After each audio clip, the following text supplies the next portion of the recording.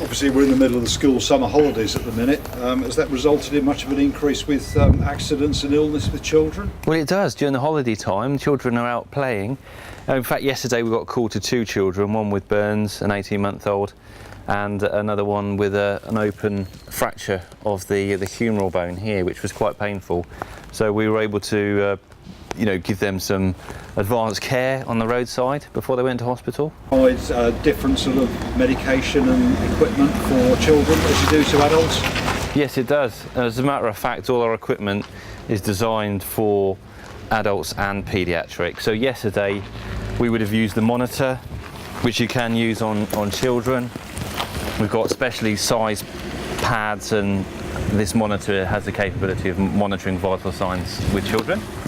Our primary bag has a paediatric model, which those within the East of England Ambulance Service will recognise here.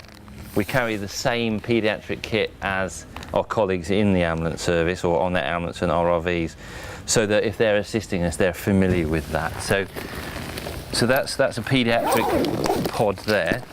And the contents of yesterday, when we were managing little kiddies, we had our drugs in here. All our drugs come in ampules or vials, which means that we can draw them up and calculate the doses. So we've got, for example, if this is an antibiotic we're going to give, we can draw that up into a syringe and calculate it. So we had an open fracture yesterday, so we gave some antibiotics with that, so Permoxiclav. Once again, that can be used for adults and kids. You just need to adjust the dose that you give. So we have to calculate things on the side of the road, and we have aid memoirs to help us with that. We have, so in the context of yesterday, we used the Benicast system, which is essentially like a plaster of Paris type splint that you mix with water, and then you mould it around the fracture, you pull it tight, give some pain relief, and then you can obviously strap it tight to make sure that there's no movement within the arm, and that will go hard, which you've probably seen in the hospital type scenario. But we carry these pre-hospitally, which is something that advanced teams will carry, doing the basics right, make sure you keep the patients warm. We've got specialist blankets we can wrap them up in as well, because children tend to lose heat quite quickly, so it's important that we protect them from the elements. So this is our packaging bag that carries all those bits and pieces in. We have extra splints here, and the side we've got pelvic splints. We've also got traction splints in this side, the KTD.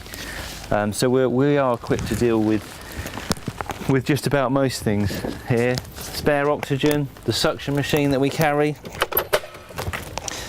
we can use for children as well.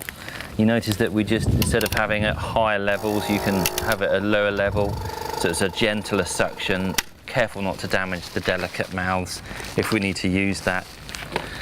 And our airway management kit has a vast array of paediatric sizes. And we carried a fluid warmer as well, so if we ever need to give fluids, sometimes children, for their body size, require, so for example in septic children, they might require a larger fluid bolus, which for them is a substantial amount of fluid. So we make sure that our fluids are kept at body temperature. We don't want to go infusing cold fluid. So in a nutshell, you can see that we do cater for children just as well as we do for adults, which we feel is vitally important within our system.